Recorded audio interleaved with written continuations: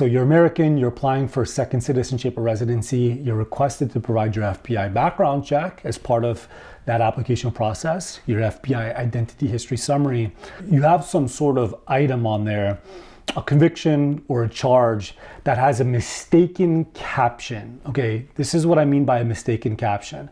You have the correct citation to the statute for something that you were charged with or convicted with. So the correct statute citation.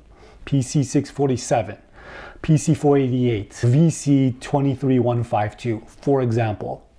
But the written caption describing the statute citation is incorrect. This is a very, very unique niche issue, and it matters because oftentimes the caption that's written there mistakenly on the FBI identity history summary, on your FBI background check, can be for a crime that's much worse than what you were actually convicted of, or sounds much worse than what you're actually convicted of. Let me give you an example. Imagine, for example, you were to be convicted of PC 488, okay? That is petty theft in California. The proper caption for that would be petty theft or something similar, okay? Now imagine if that caption read instead grand larceny or something else, something worse. That's an example of a mistaken caption. Here's another example. You were convicted of PC 647, disorderly conduct, and the caption there reads molesting a minor.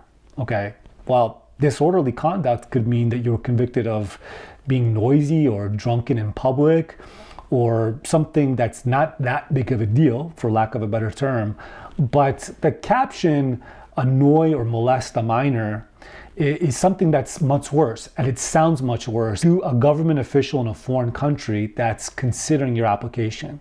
So that's a problem, that's a niche problem, and it exists, believe it or not. My firm has helped people try to resolve this issue, and we've resolved it successfully, fortunately. This is what typically has to be done. Because the FBI background check is not a primary source document vis-a-vis the charges and convictions, you have to get the primary source documents. What's that? Minutes of hearing from the case, from the court, and sometimes the plea bargain documentation, assuming you pled, or sometimes the trial documentation if you actually had a trial.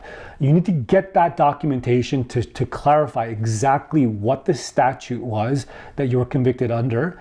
And then using that documentation, we do the challenge process. Okay, we challenge the California Department of Justice background check as well as the FBI identity history summary with the FBI CGIS. I have plenty of videos on how exactly we do both of those. So the process for challenging the FBI background check for the mistaken caption issue is partially the same as other challenges, other corrections, but with an added step that sometimes there's more research that has to be done at the court, in the courthouse, okay, to get the primary source documentation for the conviction to clarify exactly what the person was convicted of. That's something we do at Malakouti Law. If you want to book a consultation to go over your own situation or to review your documentation, go ahead and click on the link below, book a consult. And if you like this content, second citizenship, freedom of movement, sovereignty, immigration, triple citizenship, background checks for Americans that are outbound, that's our jam. Hit the like and subscribe button. Take care.